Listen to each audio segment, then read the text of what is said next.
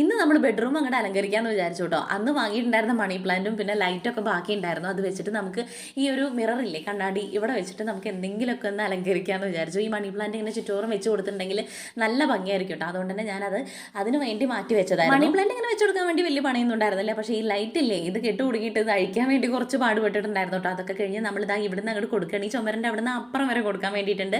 അവിടെയൊക്കെ നമ്മൾ double sticker ഇല്ലേ, ഡബിൾ ടാപ്പ് വെച്ചിട്ട് അങ്ങനെ അങ്ങോട്ട് ഒട്ടിച്ചിട്ട് അങ്ങോട്ട് വരെ കൊണ്ടുപോകണം കേട്ടോ. അപ്പം അതും കുറച്ച് വലിയ പണിയായിരുന്നു.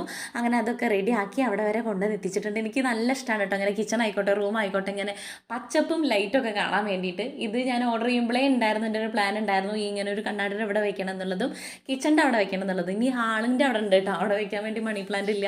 അന്ന് ഓഫറിൽ വാങ്ങിയതായിരുന്നു. ഇനിയിപ്പോൾ നോക്കുമ്പോൾ നല്ല കാശ് വരുന്നുണ്ട്. അതുകൊണ്ട് നമുക്കിപ്പോൾ ആ ബഡ്ജറ്റിൽ നിന്ന് അങ്ങോട്ട് മാറാമെന്ന് വിചാരിച്ചു.